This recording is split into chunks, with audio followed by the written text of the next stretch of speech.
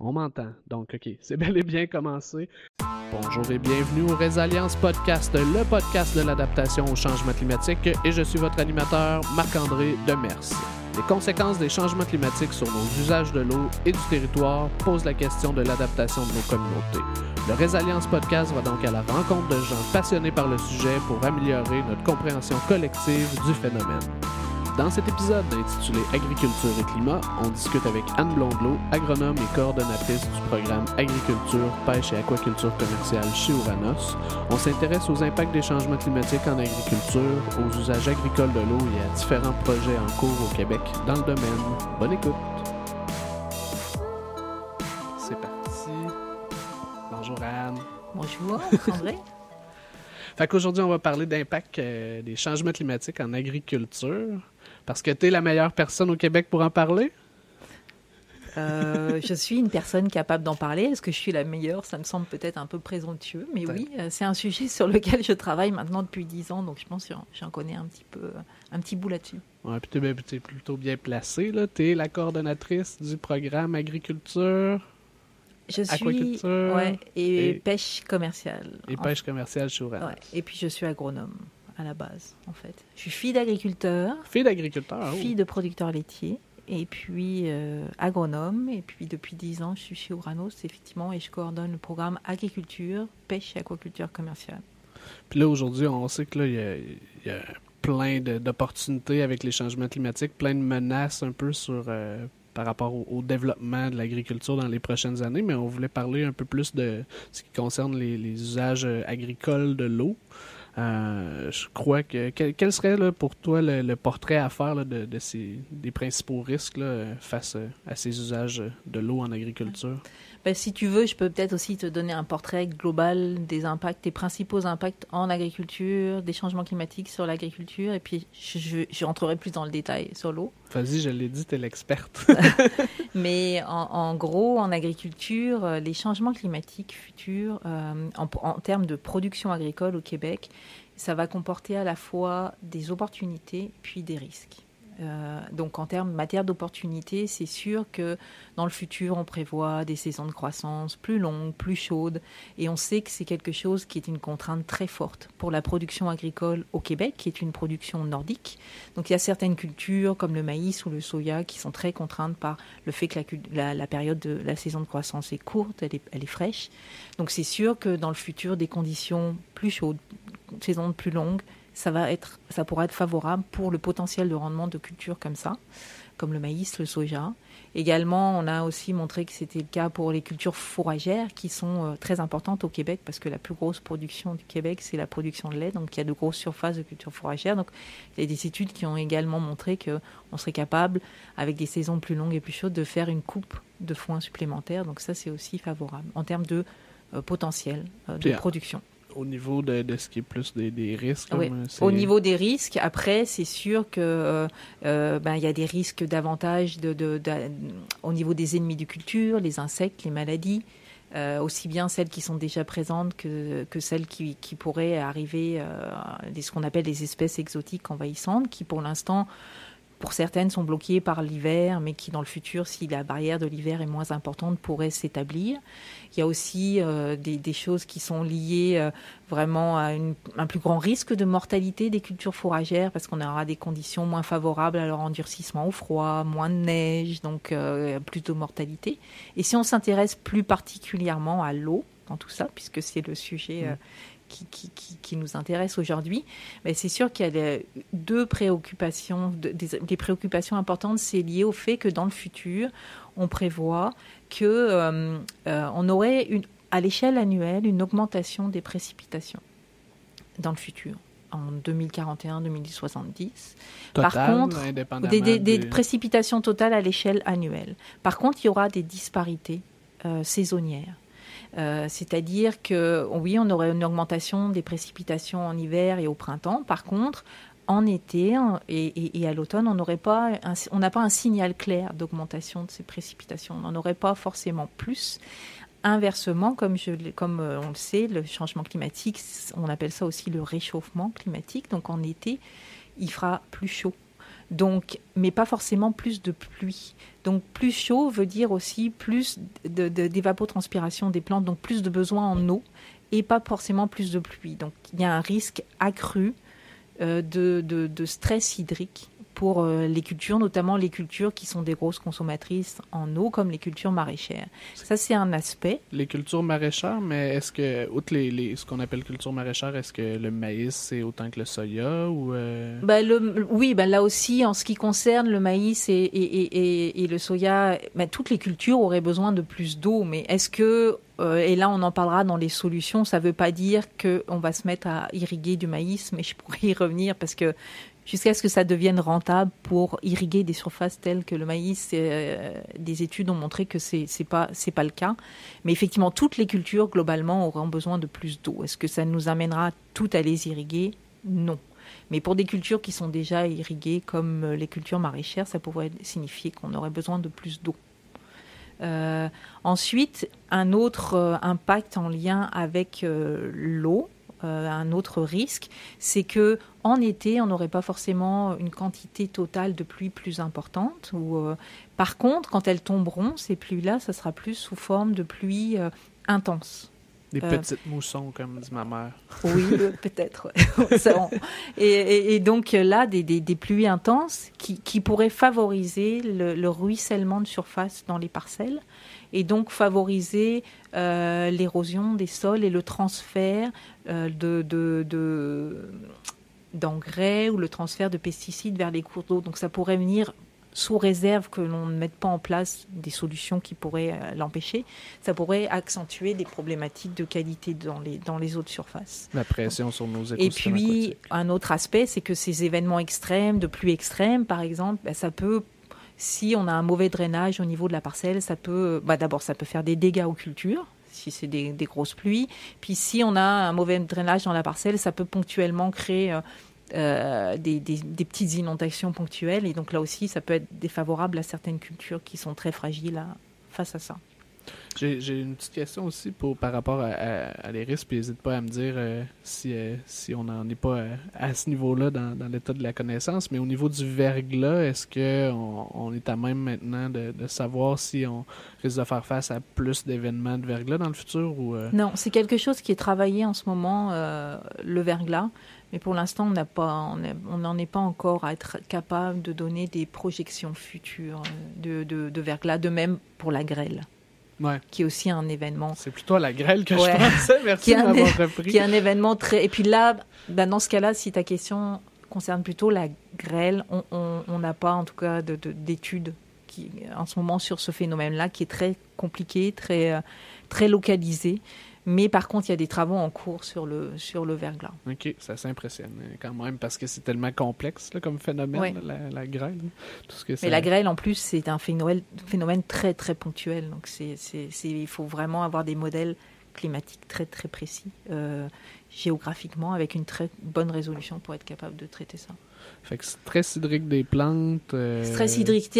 Stress hydrique des plantes, plus grand risque de stress hydrique des plantes et inversement, des risques liés à ces événements de précipitation extrêmes pendant la période estivale. Fait en ce moment, quelles sont un peu les pratiques ou les pistes de solutions qu'on... En fait, les pratiques de solutions qui sont mises en œuvre, qui sont mises de l'avant, c'est des solutions déjà d'améliorer la structure de ton sol. Parce que si tu améliores la structure de ton sol, tu vas favoriser la circulation de l'eau et augmenter la circulation de l'eau si on a des forts coups d'eau. Donc là, elle va mieux circuler, l'eau. On va aussi, dans une bonne structure de sol, inversement favoriser la rétention de l'eau, favoriser l'implantation des racines. Donc là, c'est l'inverse. Quand on a des périodes de manque d'eau, ça sera favorable. Et puis, avec une bonne structure de sol, on va limiter l'érosion liée à ces phénomènes de pluie extrême, puisqu'on aura moins de particules de sol qui risquent de partir. Donc ça, c'est vraiment un des premiers aspects, c'est améliorer la structure du sol. Pour faire ça, il y a des techniques de conservation du sol. C'est par exemple faire du semi-direct, ou encore mettre en place des cultures d'automne éviter le sol nu, en fait, mettre en place des cultures d'automne ou mettre en place des cultures de couverture, qui en plus sont vraiment intéressantes pour limiter aussi l'érosion. Quand on n'a pas un sol nu, on limite l'érosion. Il y a aussi le fait d'avoir une bonne structure de sol, c'est éviter la compaction des sols en intervenant parce que souvent, on peut intervenir souvent dans les parcelles, si on intervient dans des mauvaises conditions, donc essayer de choisir des conditions qui sont les plus favorables possibles pour entrer dans les parcelles, peut-être du matériel qui n'est pas trop lourd, donc en fonction du sol que l'on a, adapter ce genre de choses. Donc ça, c'est un des volets, donc la structure de sol. C'est aussi améliorer la gestion de l'eau de surface pour éviter ces problèmes de ruissellement de surface et donc d'érosion. Donc, pour favoriser ça, bien sûr, il y a le drainage, savoir un bon drainage de surface, tout en évitant de surdrainer aussi, puisqu'on voit qu'on risque d'avoir plus de périodes où on pourrait manquer un peu d'eau.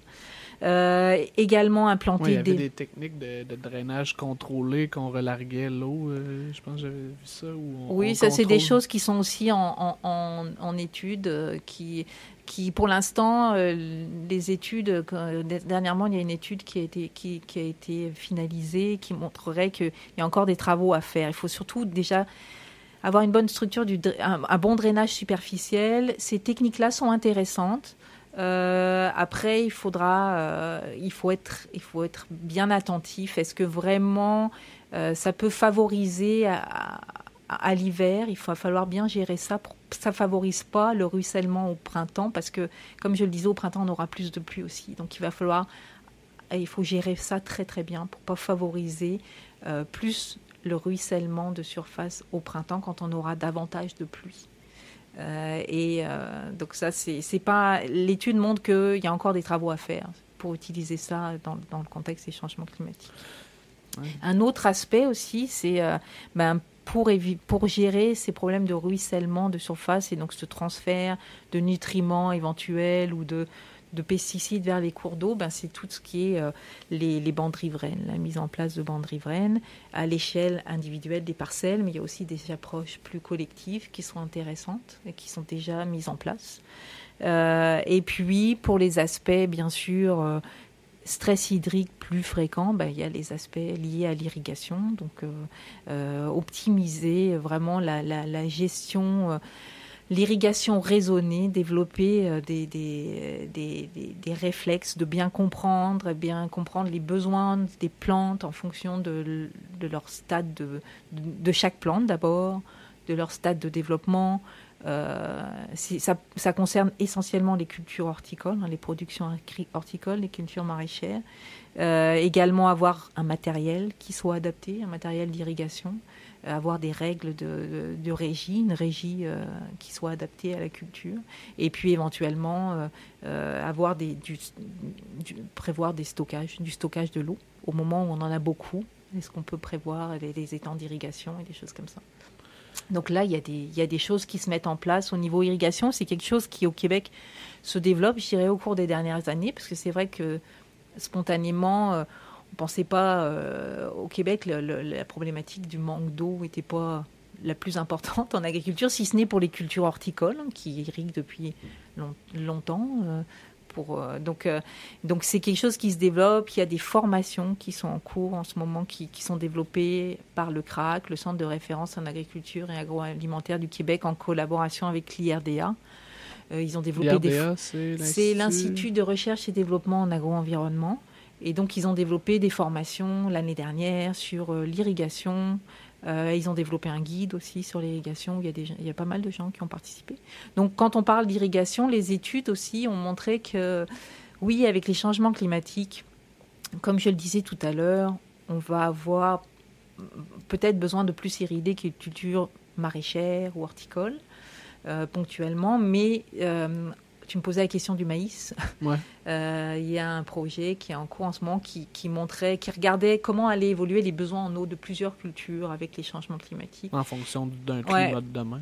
Puis ils ont montré qu'en maïs, même si les besoins en eau du maïs pourraient être plus importants en lien avec des épisodes de stress hydrique, ça ne serait pas rentable d'investir dans un système d'irrigation parce qu'on ne gagnerait pas suffisamment en termes de rendement.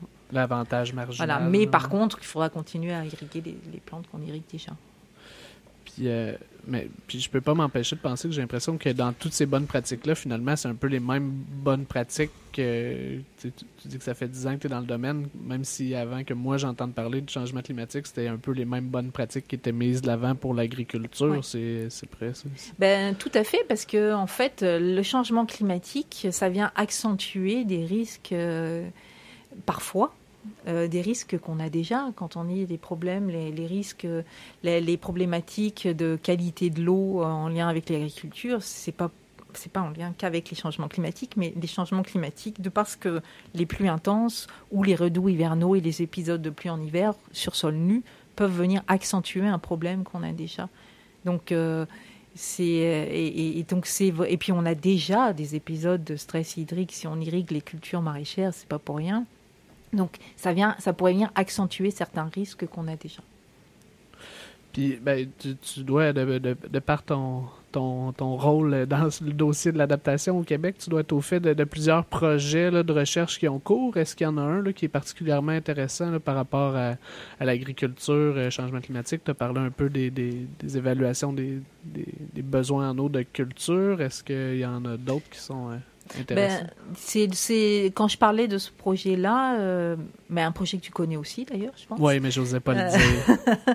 C'est un projet qui s'appelle RADO, qui est financé par le MAPAC via le Fonds vert, le plan d'action sur les changements climatiques 2013-2020, et qui ont mandaté une équipe qui est pilotée par le groupe AGECO pour faire un bilan, déjà un portrait des conflits d'usage de l'eau à l'échelle de 11 régions administratives du Québec. Donc, quelle est la disponibilité en eau actuelle? Quelle est l'utilisation en eau aussi bien agricole que résidentielle ou industrielle? Déjà, actuellement, est-ce qu'il y a des conflits, d'usage et tensions entre groupes? Et ensuite, de projeter ça dans le futur. Donc ça, ces portraits-là, c'est la base, c'est ce qu'ils sont en train de faire. Et puis ensuite, en fonction d'aller présenter ça dans les différentes régions, d'échanger avec les gens. C'est une approche participative qui allie à la fois la modélisation, rassembler des informations déjà existantes, puis ensuite aller présenter ça dans les régions, voir avec les gens si les portraits qui sont dressés correspondent à la réalité. Est-ce qu'ils identifient des secteurs où il y a des conflits? Et la deuxième étape du projet, c'est sur des secteurs qui ont été sélectionnés, il y en aura 4 peut-être, 4 secteurs plus spécifiques où il y a des conflits d'usage, et puis là, travailler avec les acteurs pour voir quelles sont les solutions qui pourraient être mises en œuvre, ou au moins les identifier. L'idée, c'est pas de les mettre en œuvre, c'est de les identifier. Et il faut que ce soit des conflits d'usage qui concernent, bien sûr, vu que c'est des usages agricoles également. Puis je me souviens de quelques chiffres de ce projet de recherche-là, tu sais, qu'on peut souvent partir... de l'a priori que l'agriculture, ça consomme extrêmement d'eau. Tu sais, quand on voit des images, il y a souvent des grandes infrastructures d'irrigation. Puis finalement, ce qu'on se rendait compte, c'est que dans la plupart des régions du Québec, la part de l'eau consommée par l'agriculture est nettement inférieure à l'industrie, au commerce, au résidentiel. Tout à fait. Ouais, c'est une première... c'est un projet, la première phase du projet pour les 5 premières régions qu'on fini là ce printemps. Puis c'est un des éléments qui est ressorti, c'est que même dans une région très agricole comme la Montérégie, finalement, la part de l'eau qui est utilisée pour l'agriculture est pas majoritaire, mais ponctuellement, il peut y avoir des conflits d'usage qui impliquent des agriculteurs et d'autres usagers. Ouais. Puis tantôt, on en parlait un peu en deux, mais tout ce qui est cannebergière puis recyclage de l'eau, tu sais, dans ce domaine-là, c'est quand même significatif, les changements qu'on a vu se faire. Il y a eu énormément de progrès qui ont été faits par les producteurs de canneberge qui recyclent l'eau, qui utilisent l'eau qui a été stockée. Donc, il y a effectivement, en termes d'utilisation de l'eau, il y a eu beaucoup d'améliorations. Mais en même temps, de l'autre côté, même s'il y a le focus sur les quantités minimales, quand on est en période presque d'étiage puis qu'on a besoin de l'eau de plus, il y a toutes les, comme on discutait au début, toutes les dimensions de qualité de l'eau qui restent ou des trop d'eau, du drainage. Je sais que c'est souvent, moi, pour avoir discuté avec certains OBV, quelque chose qu'ils aimeraient connaître davantage. Tu sais, quel est l'impact du drainage dans les processus hydrogéomorphologiques du cours d'eau.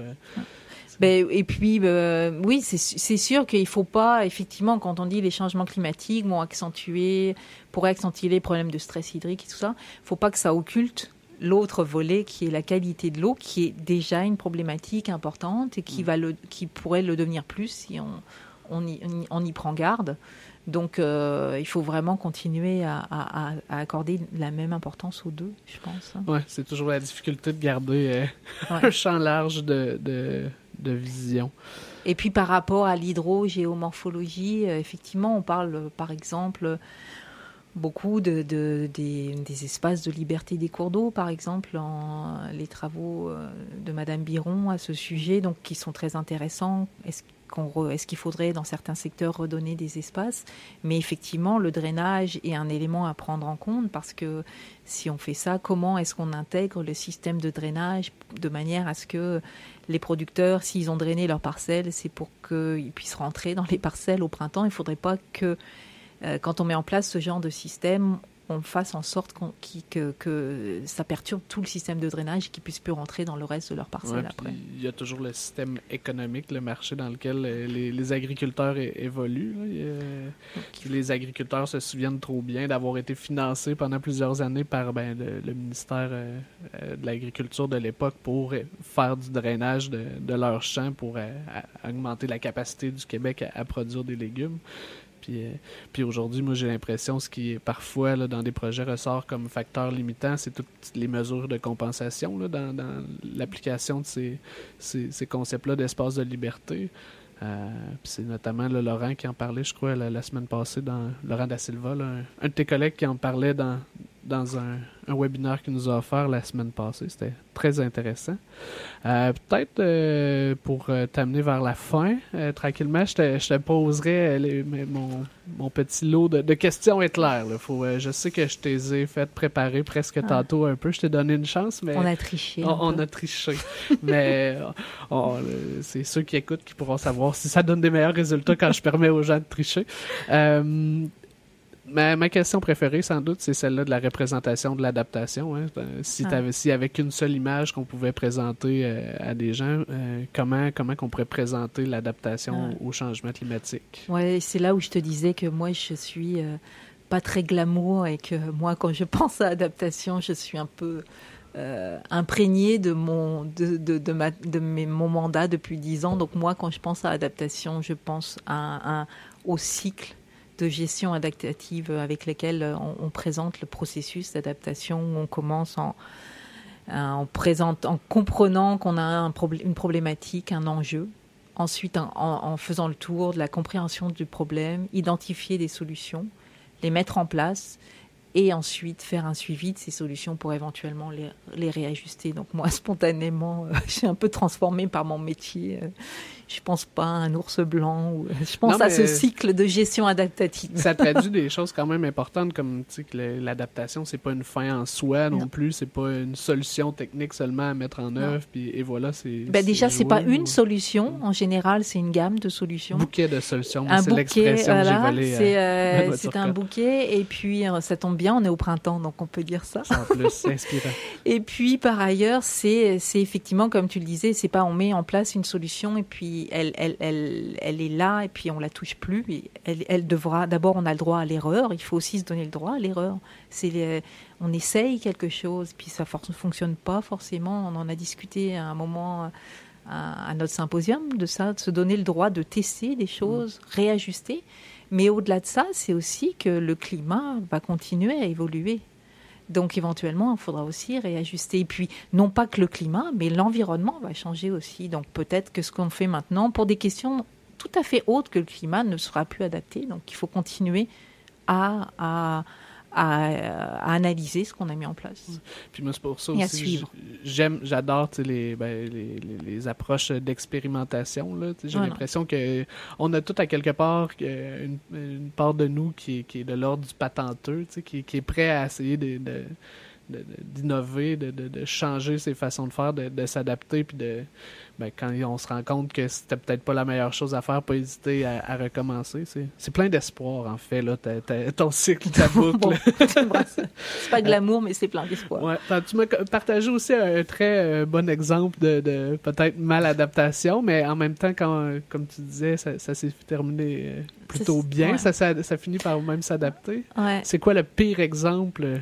En fait, je te partageais, c'est un exemple que j'ai peut-être qu'il y a une vingtaine d'années, quand ou peut-être un peu plus, là, je trahis mon âge, mais quand je me promenais dans le sud de la France, parce que comme tu l'as compris, je suis d'origine française, hein, mais dans le sud de la France, on irrigue les maïs depuis que je suis née, j'ai vu qu'on irrigue les maïs.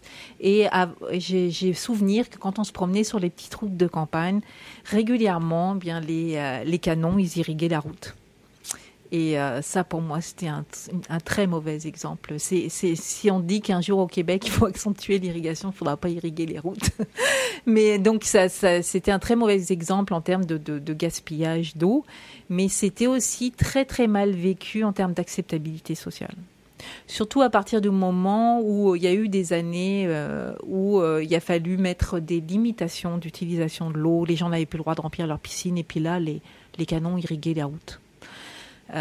Mais comme je te le disais, c'est des choses qu'on ne voit plus. C'est des choses il y a eu énormément de progrès faits au niveau de la gestion de l'irrigation. Mais il y a une 25 ans, c'est des choses qu'on voyait. Puis qui marquent les esprits, puis qui éventuellement peut rendre plus compliqué les changements de comportement, puis expliquer des tensions entre différents groupes d'utilisateurs. Peut-être un meilleur exemple maintenant, puis là, c'est... Ouais. Là, j'ai envie... un à qui exemple... tu lances les fleurs? Ça devrait être ça, oui, le j'ai envie de lancer les fleurs plutôt que de donner un exemple d'une pratique très pointue, j'ai envie de dire que moi, je trouve intéressant en termes d'adaptation, c'est justement, nous, on est dans un milieu de recherche, on développe des connaissances, c'est quand on voit que ce sont les acteurs du milieu qui prennent en main la problématique et qui cherchent des solutions. Et donc, j'avais envie de parler du projet Agri-Climat, qui est un projet qui vraiment a été développé par les producteurs agricoles et pour les producteurs agricoles, et qui a pour objectif de développer des connaissances, de les sensibiliser à la problème des changements climatiques et à développer des plans d'adaptation, d'identifier des solutions qui seraient à mettre en place pour s'adapter au changement climatique. Je pourrais aussi citer l'exemple de l'Association des producteurs maraîchers du Québec aussi, qui s'intéresse beaucoup aux problématiques de risques climatiques, qui a développé des projets là-dessus. Donc, quand on commence à voir que ça sort de la recherche, même si nous on fait de la recherche, mais que ce sont vraiment les praticiens, les professionnels qui prennent à bras le corps la problématique pour trouver des solutions et mieux la comprendre, ça, je trouve que c'est de très bons exemples. Parfait. Maintenant, un de tes plus grands apprentissages ou prises de conscience que tu as fait là, dans le domaine de l'adaptation au changement climatique? En fait, moi, je trouve que ce qui est vraiment pour moi un apprentissage, je pense que quand je suis arrivée dans la recherche sur les changements climatiques, j'avais une vision un peu réductrice pour moi. On développait des connaissances, on développait des outils d'adaptation, puis on les donnait, on les mettait à disposition, puis ça allait être réglé.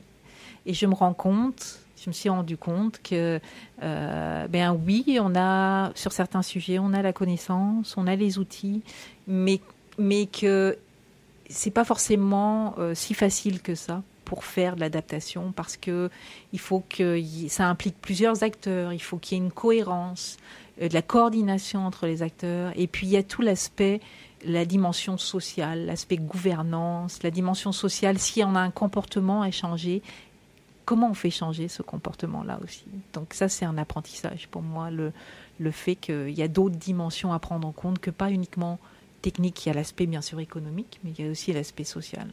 Oui, politique. Oui, politique, gouvernance. Ouais. Crainte ou espoir par rapport à l'avenir? Ma crainte, c'est vraiment je dirais, c'est un peu la crainte que j'entends régulièrement quand je donne des conférences, et que les gens me disent, est-ce que vous trouvez qu'au niveau international, les choses avancent assez vite? Vous trouvez pas qu'on recule? Je dirais que c'est peut-être ça, ma crainte un peu, c'est le temps. On sait ce que nous disent les scientifiques, c'est qu'on est un peu dans une course contre la montre, et puis je trouve que de part que ça prend un peu du temps, un peu trop de temps, pour développer ces actions politiques, ces grandes actions vraiment fédératrices. Donc, parce qu'il y a c'est compliqué, il y a beaucoup de contraintes, donc on a du temps. Puis, et on n'en a plus tant que ça. Ça prend du temps, mais on n'en a plus tant que ça. En fait, c'est ça. Et puis, en termes d'espoir, moi, je pense que l'espoir, c'est que même si, d'abord, l'espoir, c'est qu'on a quand même développé beaucoup de connaissances maintenant. Et on en développe encore. Il y a de plus en plus de gens qui s'intéressent au changement climatique, à l'atténuation, mais aussi à l'adaptation. Donc ça, c'est un espoir. Et puis aussi qu'il y a même si au niveau négociation internationale, certains pays parfois sont un peu sur le frein, mais il y a d'autres acteurs qui ont pris le relais. Je pense aux villes, là j'ai donné l'exemple des producteurs agricoles, mais le mouvement est en marche quand même. Ma crainte, c'est plus à quelle vitesse il va avancer. Souhaitons le meilleur. Voilà. Mais là, tu nous as quand même donné plein de ressources pour nous aider à avancer plus loin. On a parlé d'Agri-Climat, le projet qui ont une page qui, je pense, je ne sais plus s'ils donnent encore des webinaires. Mais oui, Agri-Climat, il y a une page web, il y a un site web, et il y a des webinaires qui sont donnés, qui sont enregistrés. Donc, il y a aussi des portraits par région qui sont disponibles. Il y a également, pour tout ce que je vous présentais en termes de changement climatique futur pour des indicateurs agricoles, il y a le site, l'Atlas Agrométéo, qui est sur le site agrométéo.org, où il y a l'Atlas, donc les projections futures, les normales actuelles pour des indicateurs climatiques, comme la saison de croissance. Mais il y a aussi, sur Agrométéo, il y a tout un accès pour les producteurs à la météo de l'année, et puis la repositionner par rapport aux années passées, et puis des outils de prévision, de développement, d'insectes, de maladies, de plantes, de cultures aussi. Ouais, prendre la perspective des fois sur des années de sécheresse comme 2018. C'est intéressant. Et puis, également, il y a bien sûr, je vais faire la pub pour le site d'Ouranos également. On retrouve tous les résultats des projets qu'on a pu financer. Et puis, on a aussi produit en 2015 une synthèse des connaissances. Et il y a un chapitre sur l'agriculture. Puis, vous avez mis vos numéros de téléphone. Fait que si les gens veulent appeler Anne Blondelot, ils peuvent éventuellement. Tout à fait. Merci beaucoup, Anne. Merci à toi. De ton temps. Merci. Au revoir. Voilà ce qui m'a fait notre épisode. J'espère que vous avez apprécié et que vous y avez appris quelque chose d'utile dans votre démarche. N'hésitez pas à suivre la Résalience sur YouTube, iTunes ou encore vous abonner à notre infolette pour en savoir davantage sur nos autres activités. Notre site internet est à l'adresse robvq.qc.ca/Résalience, RESA2LIANCE. Merci beaucoup et à la prochaine. La Résalience est un projet financé par le Fonds vert dans le cadre d'Action Climat Québec, un programme du ministère de l'Environnement et de la lutte contre les changements climatiques découlant du plan d'action 2013-2020 sur les changements climatiques.